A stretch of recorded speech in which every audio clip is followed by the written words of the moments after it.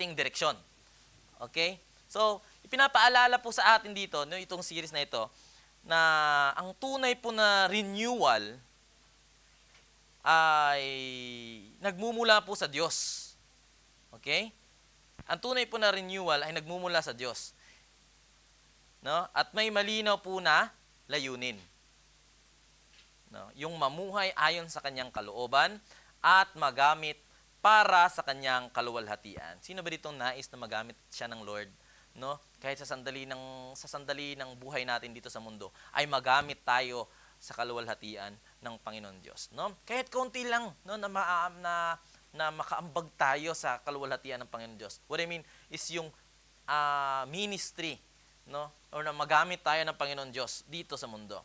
Okay? So, sa bagong taon po, tinatawag tayo ng Diyos na iwan po yung bigat natin. Okay? No? Dala-dala ko pa ngayon sa akin. Okay? So, sa bagong taon po, tinatawag tayo ng Diyos na iwan ang bigat ng nakaraan. No? What I mean is yung bigat ng nakaraan. At yung tanggapin po natin ang kanyang pagpapagaling at pagbabago. At lumakad po tayo muli sa misyong inihanda ng Diyos para sa atin. Sino excited? Amen? No? So, ito po ay panahon po ng bagong lakas, bagong pananaw, at panibagong pagsunod po. No? So, renewed, not for ourselves. Sabihin natin, renewed, not for ourselves, but for His purpose. Amen? Hallelujah. So sa ating talata po ngayon, no, sa Isaiah, so yan po ang ating pag-usapan buong January, sa renewed for His purpose, okay? So ngayong umaga na ito, ay ito po ang ating pagtatalakayin, no? Or tatalakayin natin. Okay? So starting anew with God. So ano ibig sabihin niyan, no? Or so bigyan ko muna kayo ng yung talata natin ngayon, no? Basahin natin. Babalik ka daw. Yan. Ito po yung talata natin. So tayo po ba, okay lang po tayo tumayo, no? Para po sa paggalang po sa salita ng Panginoon Diyos. Sabi po dyan, Isaiah 43:18-19. Say, no?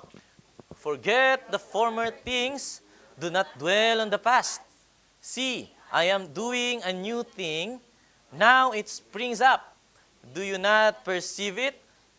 I am making a way in the wilderness and streams in the wasteland. Tayo manalangin. Dakilang Diyos, salamat po sa iyong salita na iyong inihanda, Panginoon, upang kami ay makarinig nito, Panginoon. Ihanda niyo po ang aming puso't isipan sa kung ano man po ang iyong nais na ipahiwatig sa aming mga buhay, Panginoon. Naniniwala kami, nakikilos ka sa bawat puso namin, Panginoon, sa mga oras na ito. Naniniwala kami na meron ka i-reveal, Panginoon, sa bawat buhay namin, sa bawat puso, Panginoon, na nandirito. Kaya, Lord, tulungan niyo po kami na ihanda ang aming puso upang matanggap po namin, Panginoon, ng maayos ang iyong salita, Panginoon, at iyong kalooban ay magawa namin, Panginoon Diyos. Bigyan niyo po kami ng sapat na karunungan at katalinuhan, Panginoon, upang mas lalo naming maunawaan yung nais mo para sa aming buhay, Panginoon. Salamat po ng maraming at dalangin din po namin, Panginoon, na patuloy na ikaw ang siyang maluwalhati namin, Panginoon. Patuloy niyo po akong ibaba at kayo po nawa, Panginoon, ang patuloy naming maitaas, Panginoon. At Lord, we rebuke, Panginoon, lahat ng mga gawa ng kaaway, Panginoon, lalo na sa mga distraction, O Diyos. We rebuke, Panginoon, in Jesus' name. And bawat sa pakikinig namin, Panginoon, tanggalin niyo po yung mga distraction, yung mga kapaguran namin, Panginoon, at maituon na lamang namin, O God, sa aming pakikinig sa mga oras po na ito. Purihin ka, O Diyos, sa iyo namin binabalik at pinagkakatiwala ang buong service po na ito. In Jesus' name, Amen. Okay, sige po, tayo po yung maupo muli. Hallelujah. Yam. Okay, to forget the former things. Do not dwell on the past. See, I am doing a new thing. So now it springs up. Do you not perceive it? So I am making a way in the wilderness and streams in the wasteland. Amen. So balik natin dito sa ating title, no, sa umagang ito, Starting Anew with God. No? Bakit kaya pag January, yun ang simula talaga, starting, I mean, magsisimula talaga tayo sa bagay na yun, no? So, dito po, no, sa talata po nating binasa, yan, no, bigyan ko po kayo ng maikling background, no. Sinabi po ito ng Diyos sa Israel na huwag manatili sila doon sa kanilang mga nakaraan. Dahil sila po ay nalubog sa pagkabigo, sa kasalanan, at sa kanilang mga nanghihina po ang kanilang loob. So habang sila po ay nasa pagkabihag. Okay? Pagkabihag sa Babylonia. So kapag palagi silang nakatingin sa nakaraan, hindi nila makikita yung bago. No, yung bagong gawa na gaagawin ng Diyos. So, gusto po ng Diyos na tumingin po sila sa hinaharap na may pananampalataya. Amen? So, may mga mahalagang aral po tayo makikita dito sa Isaiah 43, no? Sa 16:17. Kung babasahin niyo po sa 16:17, pinaalala po dyan ng Diyos sa Israel no, ang kanyang makapangyarihang gawa doon sa Red Sea upang maalala po nila ang kanyang katapatan. Ngunit, dito po sa ating talata ngayon, sa 18, sinabi po ng Diyos na huwag na nilang balik-balikan ang mga bagay sa nakaraan na nagdudulot ng pagkatalo at panghihina ng loob. Amen? So, ibig sabihin, mga kapatid, alalahanin natin ang kabutihan at katapatan ng Diyos sa nakaraan. Amen? Ngunit, iwanan po natin ang mga pagkabigo at sugat upang makasulong po tayo sa bagong ginagawa ng Diyos ngayon. Amen?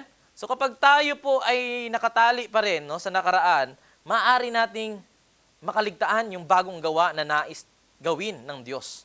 Amen? Kung nananatiling nakatuon po, kung nananatiling nakatuon ang Israel sa panghihina ng loob at yung tukso ng Babylonia, no, hindi nila aasahan yung paglaya na inihanda ng Diyos para sa kanila. Amen? Ngunit, meron din pong babala dito. No? Ang labis po na paghahanap ng bago ay maaring maging mali. Okay? So, may mga taong habol ng habol sa bawat bagong aral, idea, no? Gaya ng mga taga-Atenas, no, na gusto lang makarinig ng mga bagong bagay, no? Makapapansin niyo 'yan sa Acts. So dahil dito, maaari po tayong maligaw at mawalan po ng matibay na paninindigan. So sa kabilang banda, maaari rin tayong magkamali kapag tinatanggihan natin ang tunay na bagong gawa ng Diyos dahil ayaw nating magbago. Okay? Nandiyan pa ba kayo, mga kapatid, no? Kaya kapag sinabi po ng Diyos, no, do you not perceive it, no? O kumbaga, hindi ba ninyo ito malalaman? Or hindi nyo ba ito napapansin? O nararamdaman? Tinatanong niya tayo, no? Kung tayo ba ay nakikinig at sumusunod sa banal na Espiritu. Ang tanong ngayon, mga kapatid, is, makikilala ba natin ang pagkilos ng Diyos? At sasabay ba tayo kapag siya ay kumikilos na ng bago or gumagawa ng bago? Amen? No? So, muli pa no, ang muling magsimula, mga kapatid, ay no, starting anew with God. Amen? No? Is hindi po madaling gawin. No? Yung magsimula ulit kay Lord, renew, no? Or magsimula ulit kay Lord, o kasama si Lord, ay hindi po madaling gawin. Amen? Marami sa atin ang gustong magsimula ulit. Tama? Sinong gusto ditong magsimula ulit? No? Magsimula ulit. Pero, marami tayong bitbit na bigat. No? Marami tayong mga dalahin or mga bitbit na bigat or kabigatan. No? So, yung mga kabigatan na pagkakamali noon, no, pagkakamali sa nakaraan, mga pagsisisi, no, at minsan po ay kahit mga tagumpay noon ay lagi nating bitbit hanggang ngayon. Kahit tagumpay na noon. Kumbaga ayaw nating bitawan yung mga katagumpayan natin dati, no, or yung nakaraan. Parang ganito lang po, no? May gusto po tayong simulan. Pero dala-dala po natin yung lumang bagahe natin.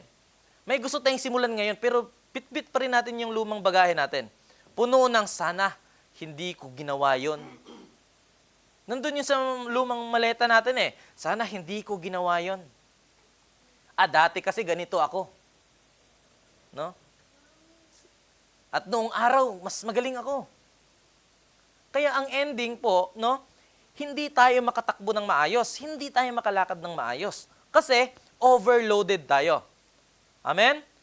So sa pamamagitan po ni Isaiah, nagsalita po ang Diyos ng pag-asa dito. At panibagong simula sa Israel. Okay? Yung Israel po, no, kumbaga isa po itong bayan na paulit-ulit po siyang binibigo. Okay? Pero napakabuti ng Diyos dahil hindi niya kailanman iniwan ito. Amen? Ganon din po ba ang Diyos sa iyong buhay? Amen? No? Kahit lagi nating binibigo ang Diyos, hindi niya tayo iniiwan. Amen? No? Kumbaga parang sinasabi po ng Diyos, yes, nagkamali kayo. Yes, sumablay kayo. Pero hindi pa tapos ang kwento ninyo. Kaya nga tayo nandito ngayon eh. Amen? Dahil hindi pa tapos ang Diyos sa atin. Amen? Yes, nagkamali ka, nagkamali tayo, sumablay ka. Pero hindi pa tapos ang Diyos sa ating buhay. Amen? No? Kaya sa talatang ito, mga kapatid, malinaw, no, yung talagang panawagan po sa atin ng Diyos. Amen?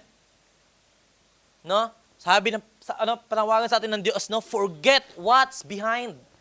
Napansin niyo yung awit natin kanina, no? Leave behind what happened yesterday. Because today, there's a good and new thing happening.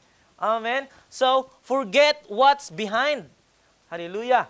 No? Hindi ibig sabihin, no, na wala kang natutunan. Kundi, huwag ka na dong tumambay. Huwag ka na dong tumira. Forget what's behind and perceive what He is doing now. Amen? Tignan natin, no, at unawain po natin yung ginagawa po ng Diyos ngayon. Amen? Minsan kasi nakatingin tayo sa dati. Dati kasi ang saya namin. Dati kasi ang rami namin. Dati kasi ang sipag namin. No? Dati. No? Kaya hindi natin mapapansin yung ginagawa ngayon ng Diyos. Kasi puro tayo dati. Dati talaga. Dati. No, di ba? So, lagi tayong nakatuon sa nakaraan. And step forward in faith. So, tayo po ay lumakad or humakbang po tayo pasulong sa pananampalataya. Amen? No? Sabihin nga natin, step forward in faith. Amen? So, kumbaga, hahakbang ka kahit hindi po malinaw. Amen? Pero alam natin mismo na ang Diyos ang nangunguna sa atin. Amen? So, pinapaalala rin po sa atin, no, sa mensaheng ito na ang pagbabago po at yung panibagong simula ay hindi po tungkol sa pagbabalik sa nakaraan. Amen? Hindi ibig sabihin na renewed, gusto mo mag-renew is babalik ka sa nakaraan. Babalik ka ulit. Okay? Kundi, ito po ay pagtanggap at pagsunod sa bagong ginagawa ng Diyos ngayon. Amen? No? And yan. So, sa araling ito, mga kapatid, ating tatalakayin, no, kung ano ang ibig sabihin, no, what it means to release the past, no? So, hindi po yung hostage ng kahapon, no? At yung paano po natin makilala yung bagong gawa ng Diyos, no? How to recognize God's new work and how to respond in faith to His leading. Amen, no? Kahit may konting takot tayo, no, that's a natural lang, no, mga kapatid. No, pero meron tayong napakalaking tiwala sa Panginoon Diyos.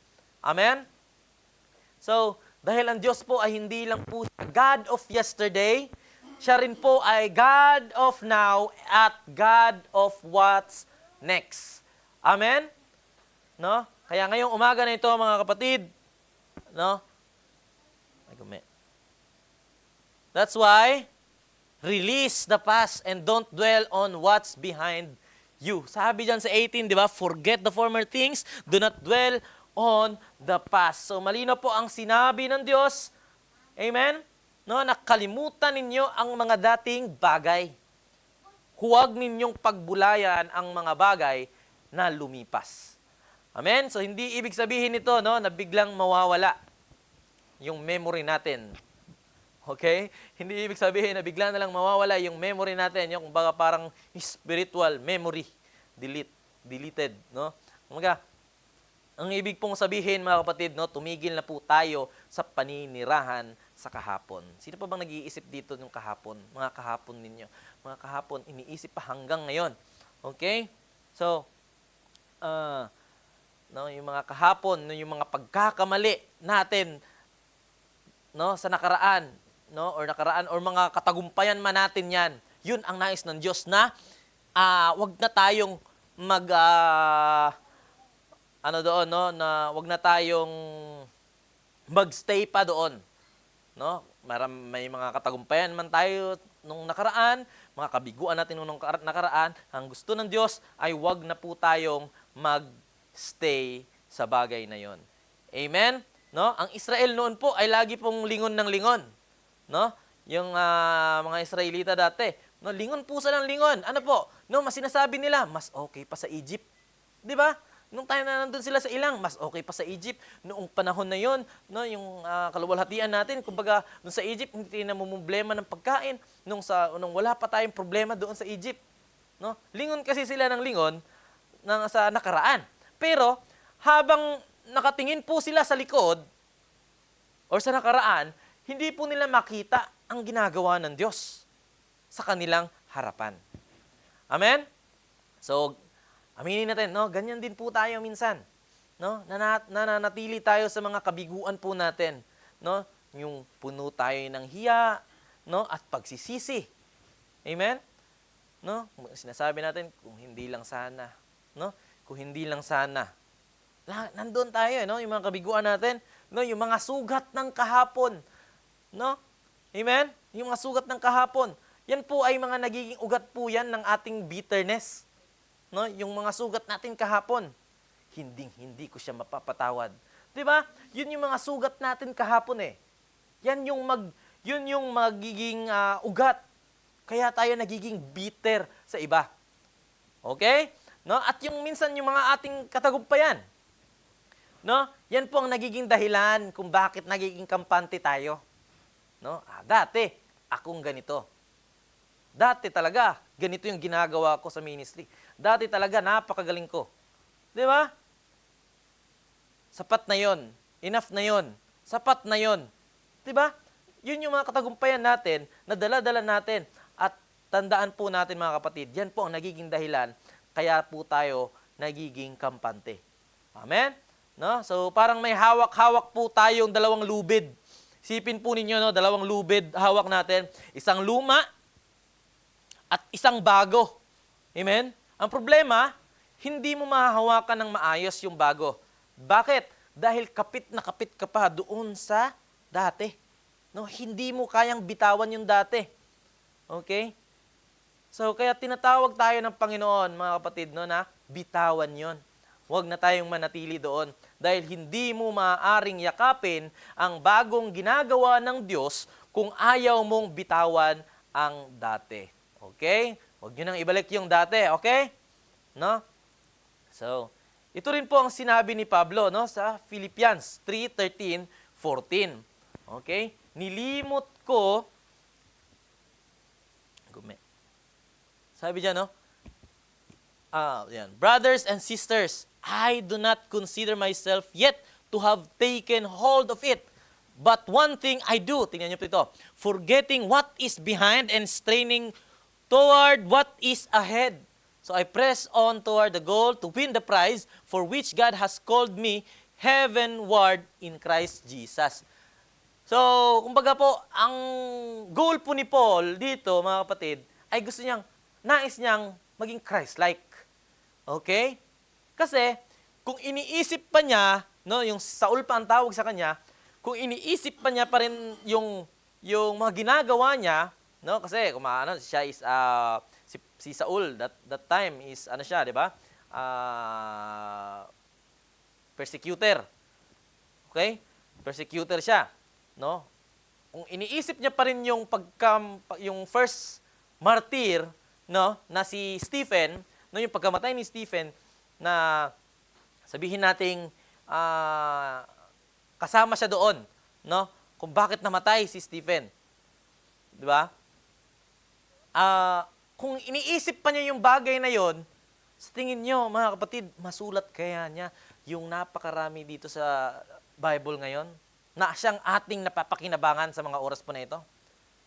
Napagpatuloy kaya ng maayos ni Pablo yung kanyang ministry o ang pagkatawag sa kanya kung bit-bit niya pa rin yung bagay na yon? 'Di ba? Amen? Kaya nilimot niya. Sabi niya, nilimot ko ang mga bagay na nasa likuran at nagsisikap patungo sa hinaharap. Amen?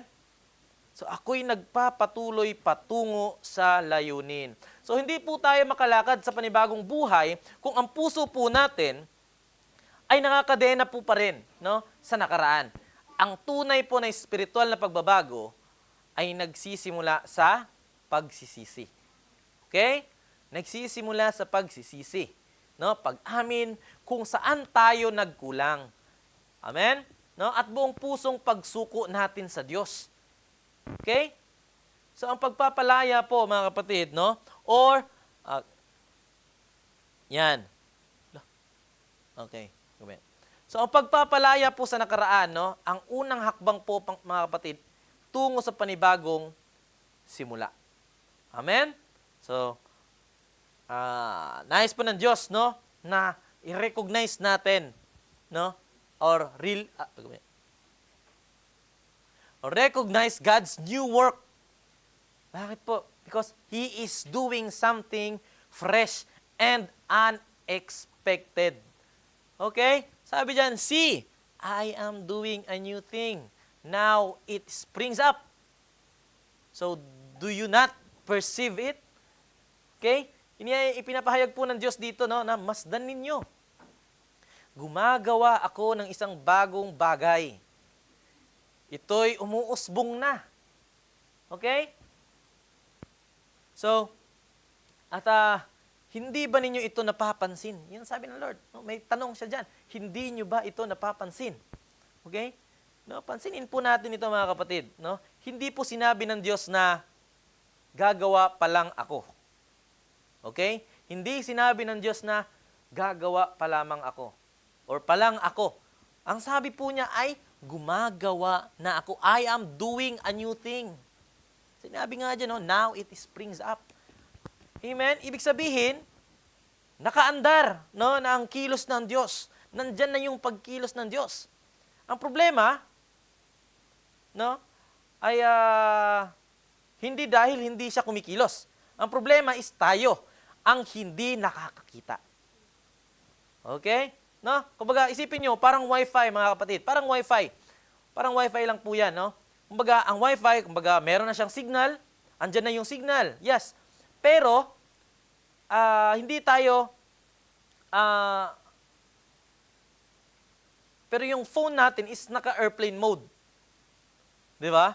Parang ganun lang. Andyan ang wifi is meron ng signal, pero yung phone natin is dahil naka-airplane mode yung ating phone. Di ba? So, kumbaga, nandyan din yung connection. Pero, wala naman tayong password. Wala naman tayong access. Okay? So, ang pagbabago po, mga kapatid, no, at panibagong simula ay nagsisimula po yan kapag binubuksan po natin ang ating mga mata. Para makita po yung bagong gawa ng Diyos sa paligid po natin. Amen? No? No? At yung nasa paligid po natin, no, yung ginagawa po ng Diyos sa atin, maaring yan ay buhay mo, no, dahil binibuild ng Lord ang iyong karakter, no, hinuhubog niya ang iyong pagkatao, no, isa iyong buhay, no, maaring tinuturuan ka ngayon ng Panginoon Diyos, kaya o maaring sa iyong pamilya, kaya nagkakaganyan yan dahil inaayos niya ang mga relasyon ninyo, inaayos niya kung ano yung nasira. Amen? no, maaring sa ating iglesia po dito ngayon, no, maaring ganito dahil hinihahanda tayo ng Panginoon Diyos sa panibagong panahon at pag-aani, no, or yung bunga, inihahanda tayo ng Panginoon Diyos. Amen? No, pero mga kapatid, maging tapat po tayo. Ang bagong gawa ng Diyos ay hindi palaging pamilyar sa atin at hindi po laging komportable. Okay? Huwag niyong asahan dahil yan ay kalooban ng Diyos. He's smooth. Okay? Komportable dapat ako. Ay, hindi ako komportable. Hindi ito ang kalooban ng Diyos. Minsan naiinis ka, minsan labag sa kalooban mo. Pero yan ang kalooban ng Diyos. May tinuturo ang Diyos sa iyo. Amen? No? Para po sa Israel, no, ang pangakong daan po doon sa or yung sa ilang, no, or yung dadaanan nila doon, no, is kumbaga parang nagjo-joke po si Lord. Bakit po? Kumbaga parang, Lord, disyerto yan eh. Walang tubig diyan eh. 'Di ba? Pero doon mismo sinabi ng Diyos na siya'y kikilos. Amen? No? Lord, bakit dito mo kami padadaanin? Disyerto yan eh. Walang tubig dyan eh. Di ba? Pero, ang sabi ng Lord, doon mismo niya, no, or sinabi ng Diyos na siya doon siya kikilos. Amen? No? Minsan, pinapahintulutan po ng Diyos ang mga panahon ng katulad ng sa ilang. No? Hindi para wasakin po tayo mga kapatid, kundi ihanda ang lupa ng ating puso. Amen? No? Bakit po? Para po may tumubo na bago. Amen? Tingnan niyo po yung mga palayan dito sa Japan, no? Or yung mga pananim nila, no? Kaya ganun kausbong. Bakit? Meron silang inihahanda nila ang kanilang lupa bago nila tinataniman. 'Di ba? Doon sa atin sa Pilipinas, kumbaga sa isang taon siguro mga 3 beses tayo umaani ng palay. Pero dito maaaring 1 beses lang yung iba, 2 beses. No? Or twice a year lang sila umaani. Kaya ang ganda po ng kanilang bigas. Amen? So, ganun din po sa atin. Hindi po para wasakin po tayo, kundi tayo po para po tayo ihanda, no? Or ihanda yung ating puso para po merong tumubong bago. Sino ba dito may nais na may tumubong bago sa kanilang puso? Amen? No? Kaya hindi po ang tanong na kumikilos ba ang Diyos? Hindi po dapat yung ang tanong na yon. Kundi dahil kumikilos po talaga ang Diyos. Amen? No? Ang tanong po dapat ay nakikita ba natin? Nakikita ba natin ang pagkilos ng Diyos? Amen? No? So, bukas ba ang puso natin kahit hindi po pasok sa ating expectation? Okay?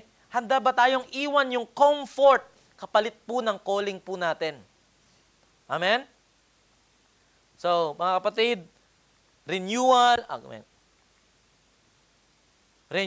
begins not when God moves, but when we finally notice that He already is. No? So, kumbaga, ang panibagong simula ay hindi po nagsisimula kapag gumalaw na ang Diyos, kundi kapag napansin na natin na siya'y kumikilos, no? O siya'y kumikilos na pala. Amen? So, mga kapatid, ang nais din po ng Diyos, no? Respond in faith. Step into His new path with trust and obedience. Amen? No? Sinabi po ng Diyos, ako ang gagawa ng daan sa ilang. No? Sabi niya, I am making a way in the wilderness and streams in the wasteland. No? Ako ang gagawa ng daan sa ilang at mga ilog sa tuyong lupa or sa tigang na lupain. Amen? No? Ang pinapangakong pagbabago ng Diyos ay may hinihinging tugon. Okay? No? Hinihinging tugong pananampalataya at yung pagsunod. Amen? So ang Israel po ay kailangang humakbang pasulong kahit hindi po malinaw ang daan. Okay? So, hindi pa nila nakikita yung kalsada, pero ginagawa na ito ng Diyos. Amen? Ganyan din po sa atin mga kapatid, no? ang panibagong simula sa buhay ay hindi po nangyayari dahil alam natin ang tama o dahil gusto lang natin ng pagbabago. Okay? Nangyayari ito kapag tayo po'y lumalakad sa pagsunod. Amen? No, nagtitiwala na kapag walang daan, no, ang Diyos ang gagawa nito. Amen? Sino bang nagtitiwala dito, mga kapatid? Kahit hindi pa natin alam kung ano yung kasunod, pero nandun yung tiwala natin sa Panginoon Diyos. Hindi natin alam kung ano yung mangyayari, pero dahil sa ating pananampalataya sa Diyos, amen, tayo'y sumunod. Okay? Tayo'y susunod. No? Kumbaga po, yung wilderness, mga kapatid, no, ay ito po ay sumasagisag sa ating mga imposible. Okay? Ito po yung sumasagisag po sa ating mga impossible, no? Yung mga tuyong yugto ng ating buhay kung saan parang wala ng pag-asa, kumbaga feeling natin wala nang tumutubo, no? Walang pag-asa, kung feeling natin na wala nang pagkilos ang Diyos. Yan po yung sumasagisag, yung wilderness. Pero yung magandang balita, tingnan ba natin mga kapatid, yan po yung specialty ng Diyos or espesyalidad niya. Amen? Yung gawing ilog, yung tigang na lupa. Okay? Yan po yung talagang espesyalidad ng Panginoon Diyos. Kung saan wala ka nang nakikitang buhay, no, doon niya gustong magpakita ng kapangyarihan niya. Amen? No, minsan po ay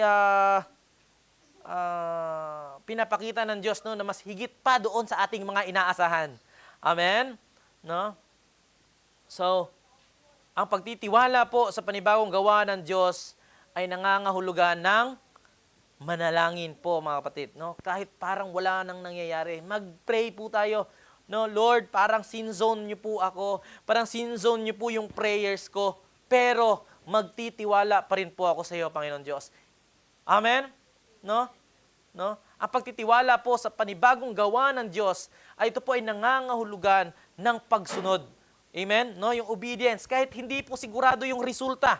Lord, hindi ko alam kung ano ang ending, pero ikaw ang author, Panginoon Diyos, ng aking buhay. Amen? No? So, ang pagtitiwala po sa panibagong gawa ng Diyos ay nangangahulugan ng pagtitiwala. Amen? No? Kahit wala kang maramdaman. Amen? Dahil ang Diyos po ay gumagawa kahit tayo po ay tahimik. Amen? Amen? No? Kahit tahimik. Ang pananampalataya po ay hindi lang paniniwalang kaya ng Diyos. Amen? Amen po mga kapatid. Ang pananampalataya ay hindi lang paniniwalang kaya ng Diyos. Ito po ay paglakad pasulong. No? Na parang nagawa na niya. Amen? No? So renewal is not Yan, no? So renewal is not passive waiting. Kumbaga, no? It's active trusting. Kumbaga po, ang pagbabago daw po, mga kapatid, ay hindi po simpleng paghihintay. Ito po ay talagang aktibong pagtitiwala sa Diyos. Amen? No? Renewal is God's invitation to start anew, not by our strength, but by His grace. So mga kapatid, as we enter a new season, God is saying, let go of what's behind you, look for what I'm doing now, and step forward in faith. Amen? No, bitawan mo na ang nasa likuran. Tignan mo ang ginagawa ko ngayon. Yun ang sabi ng Diyos. Humakbang ka pasulong ng may pananampalataya. Amen? No? Baka ito po ang dahilan kung bakit maraming mananampalataya ang hindi nakakaranas ng tunay na espiritual na pagbabago. No? We hold too tightly to the past. Amen? No? Baka ito po yung dahilan kung bakit maraming mananampalataya ang hindi nakakaranas ng tunay na espiritual na pagbabago dahil mahigpit pa rin ang kapit sa nakaraan.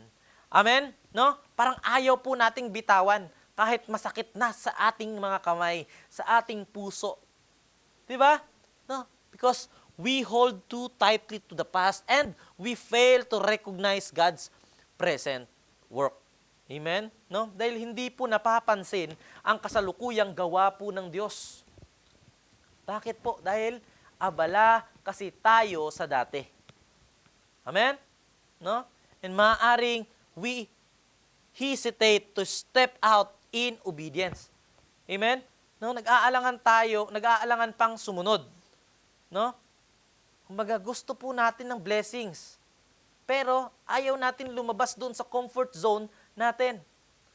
'Di ba? Ngunit pinapaalala po sa atin, no, dito sa Isaiah 43:18-19, no? God is still making a way in the wilderness and streams in the wasteland. Amen? No? Ang Diyos po ay patuloy po na gumagawa ng daan sa ilang at mga ilog sa tigang na lupain. Amen? Kung saan po tila walang pag-asa, doon po siya madalas magsimula.